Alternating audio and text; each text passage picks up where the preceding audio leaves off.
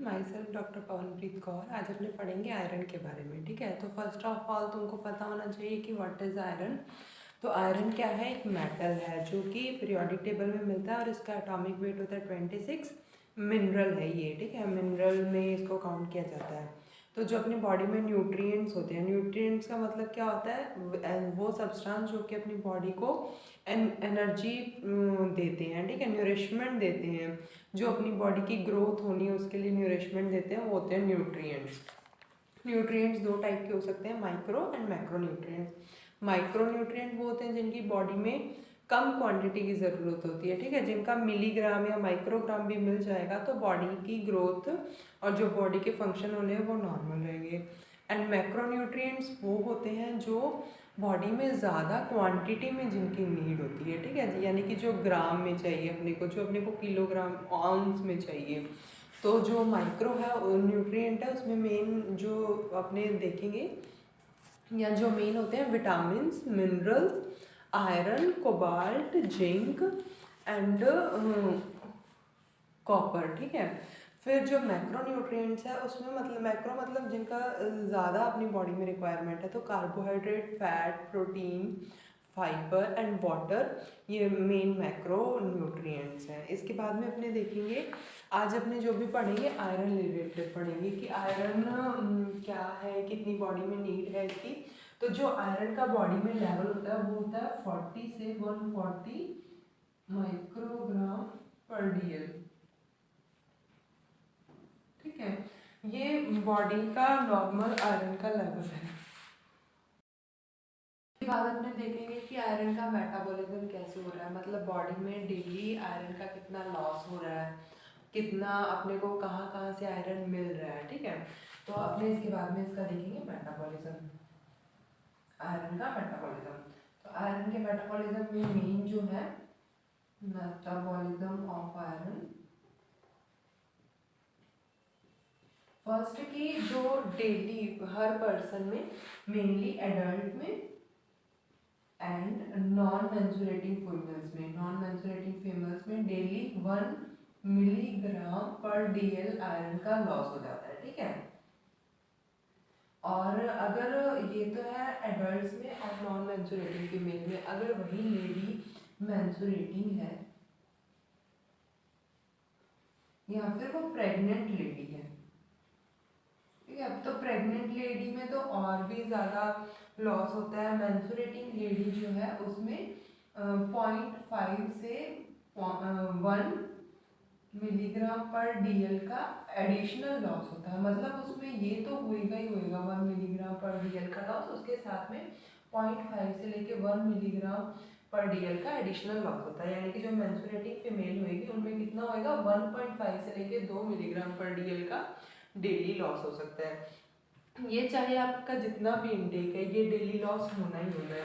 अभी लॉस के कहाँ कहाँ पे होता है, तो फर्स्ट तो ये जेनाइटो यूरिनरी सिस्टम के थ्रू हो सकता है ना, जैसे फीमेल्स अगर उनमें मेंस्ट्रुएशन आ रहा है तो ब्लड लॉस हो रहा है, या फिर किडनी में कोई डिफॉल्ट हो गया जिसकी वजह से ब्लड लॉस हो रहा है तो आयरन की कमी हो जाएगी, और या फिर स्टूल के थ्रू हो सकता है, ठीक है, या फिर जो है ये हेयर और नेल से भी कुछ आयरन का लॉस होता है, और कुछ आयरन का जो लॉस होता है वो स्वेटिंग के थ्रू भी होता है। तो ये है कि कहाँ कहाँ से आयरन का लॉस हो सकता है। इसके बाद अब हमें अपने देखेंगे कि आयरन मिल कहाँ से रहा है अपने शरीर में, कहाँ से रहा है, आयरन के सोर्सेज क्या है।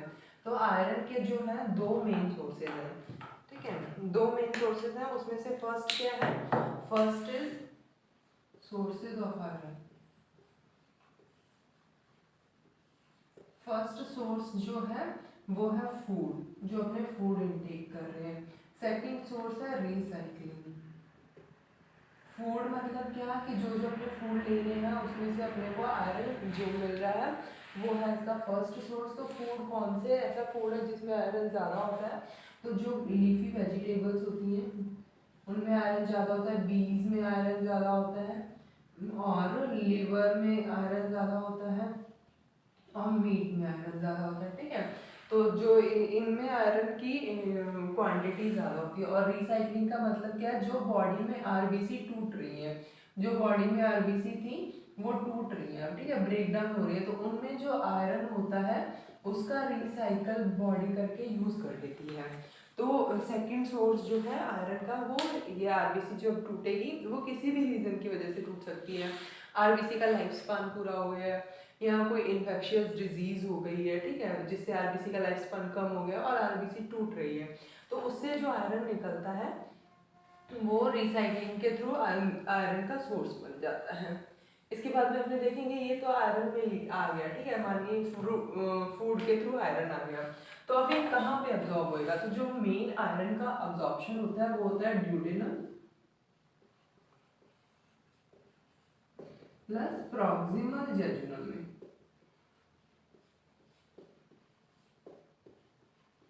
इसका मेन एब्जॉर्प्शन होता है, ठीक है। तो इसके लिए एक तुम वो याद कर सकते हो, IFB।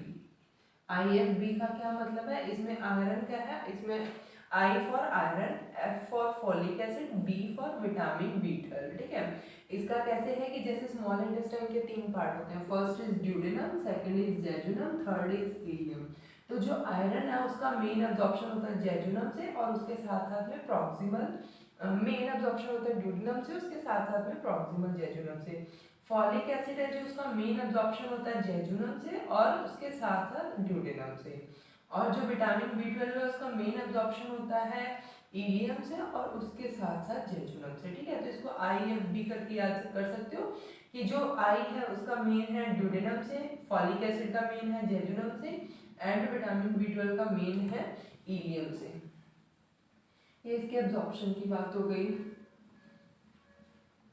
अब इसके बाद अपने देखेंगे कि आयरन जो है कैसे कैसे बॉडी में कहाँ कहाँ पे आयरन का यूज हो रहा है।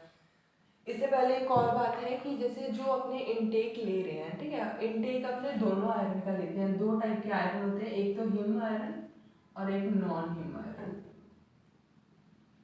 तो जो हिम आयरन है उसका तो बहुत इजीली अब्जॉर्प्शन हो जाता है। नॉन हिम आयरन जो है ना, उसके अब्जॉर्प्शन को बढ़ाने के लिए अपने ये कर सकते हैं कि अपने पेशेंट को एडवाइस कर सकते हैं, अगर अपने उसको आयरन का सप्लीमेंटेशन भी दे रहे हैं ना, तो जैसे तुमने डॉक्टर्स को देखा होगा जब वो आयरन के सप्लीमेंटेशन देते हैं तो उसके साथ में वो विटामिन सी की भी टेबलेट देते हैं, क्योंकि विटामिन सी जिसको एस्कॉर्बिक एसिड भी कहते हैं, या फिर सिट्रिक एसिड तुम दे सकते हो, कि जिसको तुम आयरन की टेबलेट दे रहे हो उसको तुम बोलो कि वो थोड़ा खट्टी चीज़ ज़्यादा ले, जैसे संतरा ले, नींबू ले, क्योंकि ये क्या करती हैं, ये आयरन के अब्जॉर्प्शन को एनहेंस कर देती है।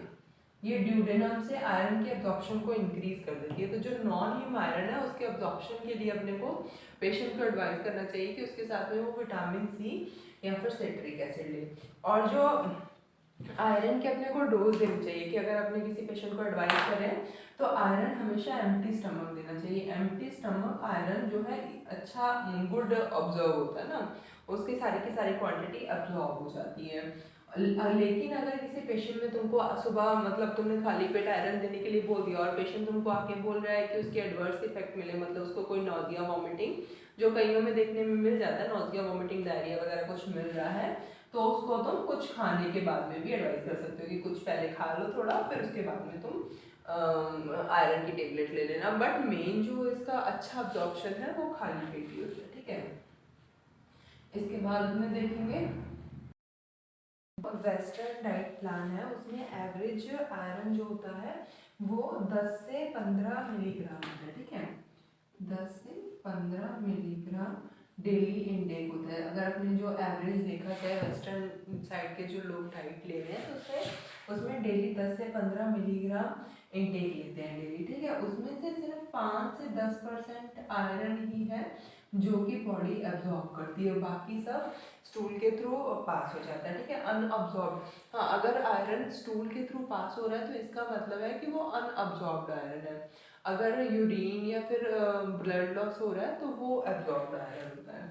अगर नॉर्मल चल रहा है तो उसमें 5 to 10% आयरन का ही एब्जॉर्प्शन होता है। लेकिन अगर बॉडी में आयरन की कमी है, ऑलरेडी ब्लड लॉस बहुत ज़्यादा हो रहा है या जिस भी वजह से आयरन की कमी हो रखी है, तो ये जो अब्जॉर्प्शन है बढ़ के 20 से 30% तक अब्जॉर्प्शन हो सकता है, जो उन्होंने ये डेली इनटेक में आयरन ले रहे हैं, ठीक है।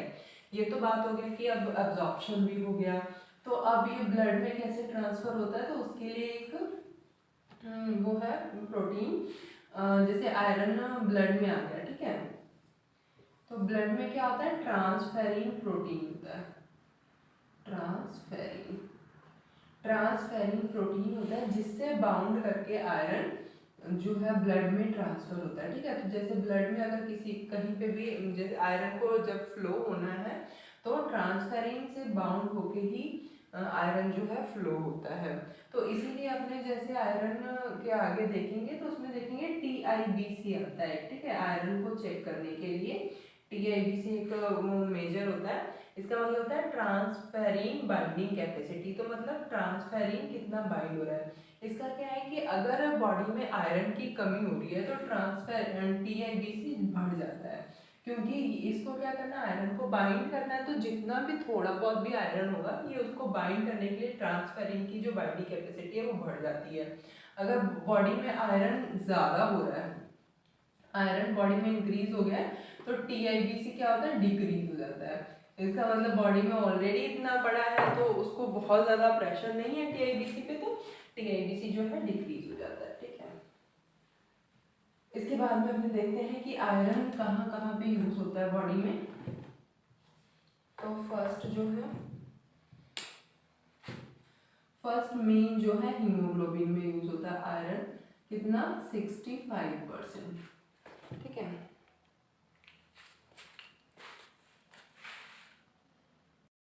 हीमोग्लोबिन से जो बाइंड रहता है आयरन वो टोटल बॉडी का 65% होता है। जैसे कि अपने जानते हैं कि एक हीमोग्लोबिन के मॉलिक्यूल में 4 आयरन के मॉलिक्यूल होते हैं, ठीक है, और एक आयरन का अपर आयरन मॉलिक्यूल जो है एक ऑक्सीजन से बाइंड हो सकता है। तो मतलब एक हीमोग्लोबिन से 4 ऑक्सीजन के मॉलिक्यूल बाइंड हो सकते हैं। तो अगर बॉडी में एनीमिया हो जाएगा, बॉडी में RBC की कमी हो रही है, बॉडी में आयरन डेफिशिएंसी एनीमिया हो रहा है, हीमोग्लोबिन की कमी हो रही है, तो उससे ऑक्सीजन की कैरिंग पे भी दिक्कत आती है, क्योंकि जो मेन ऑक्सीजन का ट्रांसपोर्ट होता है, ऑक्सीजन का जो ट्रांसपोर्ट होता है 97% जो होता है हीमोग्लोबिन के साथ अटैच होकर ऑक्सीजन ट्रांसपोर्ट होती है, ठीक है, और ओनली 3% ऑक्सीजन जो होती है जो फिजिकल सॉल्यूशन के रूप में ट्रांसपोर्ट होती है। फिजिकल सॉल्यूशन का क्या मतलब है कि जो प्लाज्मा में घुल के ऑक्सीजन ट्रांसपोर्ट होती है, बाकी जो 97% ऑक्सीजन का ट्रांसपोर्ट होता है वो हीमोग्लोबिन के साथ बाइंड होके होता है। तो अगर बॉडी में हीमोग्लोबिन यानी कि मेन आयरन के साथ बाइंड होती है ऑक्सीजन, तो अगर आयरन की कमी हो रही है तो ऑक्सीजन के ट्रांसपोर्ट में भी दिक्कत आएगी, जिससे बॉडी के हर एक्टिविटी में दिक्कत आएगी, मेंटल लेवल पे भी, क्योंकि ब्रेन में प्रॉपर ऑक्सीजन नहीं पहुंचेगी, और फिजिकल एक्सरसाइज में भी दिक्कत आएगी, ठीक है। ये तो हो गया हीमोग्लोबिन की बात। इसके बाद में है सेकेंड है मायोग्लोबिन। तो एक मायोग्लोबिन के मॉलिक्यूल में एक आयरन का मॉलिक्यूल होता है, और एक आयरन के मॉलिक्यूल से एक ऑक्सीजन जुड़ती है, ठीक है। तो इसका क्या मतलब है कि एक ऑक्सीजन मॉलिक्यूल एक मायोग्लोबिन के मॉलिक्यूल से भी जुड़ सकता है। तो लेकिन ये क्या है, ये कितना होता है, ये 3.5% होता है, ठीक है। लेकिन जो मायोग्लोबिन का ऑक्सीजन ट्रांसपोर्ट में काम आता है, जो मेन फंक्शन तभी आता है जब अपने एक्सरसाइज कर रहे होते हैं, मतलब जब बॉडी में ऑक्सीजन की डिमांड बहुत ज़्यादा बढ़ जाती है, उसी टाइम पे मायोग्लोबिन जो है ऑक्सीजन को रिलीज करता है, वरना इसकी ऑक्सीजन के लिए एफिनिटी ज़्यादा होती है, एफिनिटी ज़्यादा होती है तो ये रिलीज नहीं करता है इजीली ऑक्सीजन को, ठीक है। जब एक्सरसाइज कर रहे हैं या फिर मसल्स पे जब कुछ स्ट्रेंथ बढ़ रही है, कुछ काम कर रहे हैं, ऐसा वर्कलोड कर रहे हैं, उसी टाइम पे जो मायोग्लोबिन है इस ऑक्सीजन को रिलीज करता है। थर्ड है हिम और नॉन हिम, जो हिम और नॉन हिम,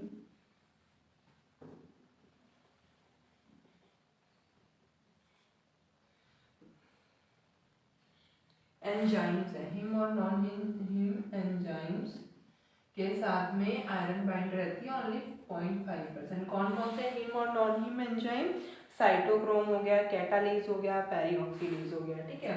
फोर जो अभी अपनों ने देखा था ट्रांसफेरिन के साथ आयरन बाइंड रहती है 0.5%, ठीक है। बाकी जो बचा लास्ट 35% आयरन जो बची वो फेरेटिन के रूप में बॉडी में स्टोर रहती है, फेरेटिन एंड हीमोसेडेरिन के रूप में बॉडी में स्टोर रहती है। तो तो ये जो स्टार्टिंग के चारों हैं ये क्या है, एक्टिव फॉर्म ऑफ आयरन है, मतलब जो बॉडी में कुछ ना कुछ काम कर रही है। और ये क्या है, पैसिव फॉर्म ऑफ आयरन है, जो बॉडी में पड़ी हुई है। जो जब बॉडी में नॉर्मल आयरन की कमी हो जाती है तब फेरेटिन क्या है, आयरन ब्लड में रिलीज करता है। ठीक है, इसके बाद हम देखेंगे कि आयरन की कमी की वजह से क्या क्या हो सकता है।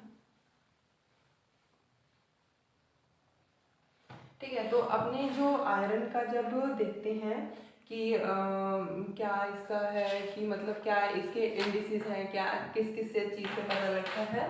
तो मेन तो पहले आयरन की कितनी है वैल्यू, फिर MCV कितना है, फिर MCH कितना है, फिर MCHC कितना है, एंड लास्ट जो अपने देखते हैं फेरेटिन कितना है एंड TIBC कितना है। ठीक है, ये कब देखते हैं अपने, आयरन का जब अपने को पता लगाना होता है बॉडी में लेवल कितना है। तो आयरन डेफिशिएंसी एनीमिया में क्या होता है, आयरन भी डिक्रीज हो जाता है, MCV भी डिक्रीज हो जाती है। MCV होती है मीन कार्पस्कुलर वॉल्यूम, मतलब जो रेड ब्लड सेल है उसका साइज कम हो जाता है, माइक्रोसिटिक हो जाता है।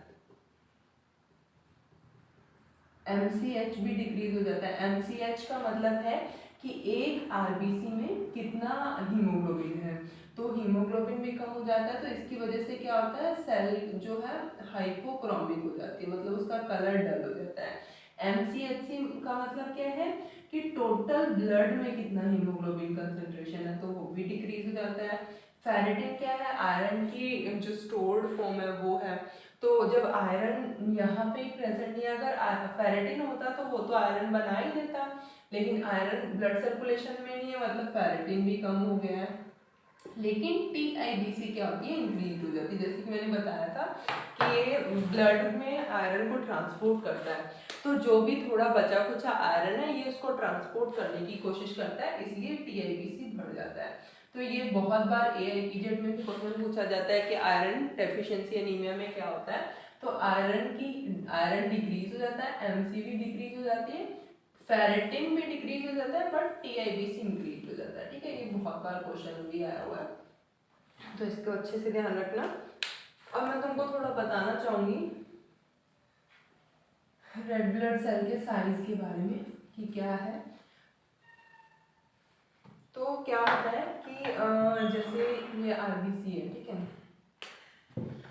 RBC है, जब ये बनती है, जब ये स्टार्टिंग इसकी होती है, बनती है जब ये पॉलीमॉर्फ सेल से, तब इसका साइज ज़्यादा होता है। जैसे जैसे ये मैच्योर होती जाती है वैसे वैसे इसका साइज जो है छोटा होता जाता है। और जो RBC का मैच्योरेशन है वो डिपेंड करता है इसके साइटोप्लाज्म के मैच्योरेशन पे। ठीक है, इसके अंदर होता है न्यूक्लियस, जो कि एंड तक आते आते गायब हो जाता है। मैच्योर RBC में कोई न्यूक्लियस नहीं होता है। और जो इसका न्यूक्लियस का मैच्योरेशन है वो डिपेंड करता है vitamin B12 and folic acid पे, एंड जो इसके साइटोप्लाज्म का मैच्योरेशन है वो डिपेंड करता है आयरन पे। ठीक है, तो जब तक इसका RBC का आयरन, जब तक RBC का साइटोप्लाज्म मैच्योर नहीं हो जाता तब तक RBC का साइज जो है, सेल साइज छोटा होता रहता है, वो मैच्योर होने की कोशिश करती रहती है। तो आयरन डेफिशिएंसी एनीमिया में क्या होता है, आयरन की कमी होती है जिसकी वजह से साइटोप्लाज्म मैच्योर नहीं हो पाता, तो सेल साइज क्या होता जाता है, छोटा होते होते जाते माइक्रोसिटिक हो जाता है। लेकिन विटामिन B12 और फॉलिक एसिड में क्या होता है, न्यूक्लियस मैच्योर नहीं हो पाता। ठीक है, साइटोप्लाज्म उसका मैच्योर हो जाता है, तो साइटोप्लाज्म उसका पहले ही मैच्योर हो जाता है और न्यूक्लियस उसमें अभी भी होता है। लेकिन साइटोप्लाज्म अगर मैच्योर हो गया तो उसको अपने बोलेंगे मैच्योर्ड RBC ना, तो इसलिए विटामिन B12 और फॉलिक एसिड में क्या होती है, मैक्रोसिटिक RBC देखने को मिलती है। ठीक है, ये समझ आया। तो ये कई बार बच्चों को कंफ्यूजन रहती है कि आयरन की वजह से ही MCV क्यों कम हो रही है, तो क्योंकि आयरन जो है साइटोप्लाज्म को मैच्योर करने के लिए जरूरी है, और जब तक साइटोप्लाज्म मैच्योर नहीं होएगा तब तक उस RBC को मैच्योर नहीं बोलते हैं। तो जब जब आयरन की कमी होती है तो साइटोप्लाज्म डिले मैच्योर होता है, जिसकी वजह से उसका RBC का सेल साइज छोटा हो जाता है। ठीक है, फिर इसके कि आयरन की कोई भी जो न्यूट्रिशनल डिजीज है उसकी कमी के 3 रीजन हो सकते हैं मेन। कोई भी न्यूट्रिशनल डिजीज होती है फर्स्ट इज कि या तो उसका इनटेक पुअर है, ठीक है, जो भी कोई भी जो भी डेफिशिएंसी डिजीज है, या तो उसका इनटेक पुअर है, या उसका अब्जॉर्प्शन पुअर है, या बॉडी में डिमांड जो है वो बढ़ गई है, या लॉस बढ़ गया, ठीक है। तो जो जो एडल्ट मैन है एंड जो नॉन मेंस्ट्रुएटिंग फीमेल्स हैं, उनमें ज़्यादातर जो होता है अगर आयरन डेफिशिएंसी एनीमिया हो रहा है तो वो एब्जॉर्प्शन पुअर की वजह से होता है, ठीक है, या फिर स्टूल के थ्रू ज़्यादा एक्सक्रीशन हो रहा है, या फिर ब्लड जो है माउथ से आ रहा है ना, मतलब हीमोपोटेसिस हो रहा है, तो उस कंडीशन में एडल्ट मैन और नॉन मेंस्ट्रुएटिंग फीमेल में देखने को मिलेगा आयरन डेफिशिएंसी एनीमिया। लेकिन मेंस्ट्रुएटिंग फीमेल में जो मेन रीज़न होता है आयरन लॉस का, वो होता है ब्लड लॉस की वजह से, मेंस्ट्रुएशन की वजह से, और इनटेक पुअर होने की वजह से होता है, ठीक है। और जो इन्फेंट होते हैं, ये हो गया इन्फेंट, और जो एडल्ट होते हैं, जब इन्फेंट का जन्म होता है, ठीक है, तो उसमें क्या होता है, स्टार्टिंग के 5 से 6 मंथ के लिए वो आयरन को अपने स्टोर करके लाता है मदर से, कि अगर उसकी टर्म डिलीवरी हो रही है। लेकिन अगर बेबी की प्री टर्म डिलीवरी होगी, मतलब फीमेल में भी आयरन की कमी थी या फिर किसी भी वजह से प्री टर्म डिलीवरी हो गई, तो जो आयरन का प्रॉपर उसने 5-6 मंथ का इन्फेंट ने स्टोर करना था, वो स्टोरेज नहीं कर पाता है, क्योंकि जो आयरन की मेन स्टोरेज होती है इन्फेंट में, वो लास्ट 3rd ट्राइमेस्टर में होती है, 2nd 3rd ट्राइमेस्टर में ही आयरन की स्टोरेज होती है, ठीक है। तो अगर उसकी प्री टर्म डिलीवरी होगी तो वो आयरन का स्टोर नहीं कर पाता, तब बच्चों में इतना आयरन का इंटेक भी नहीं होता है, क्योंकि वो सिर्फ मिल्क पे ही रहते हैं।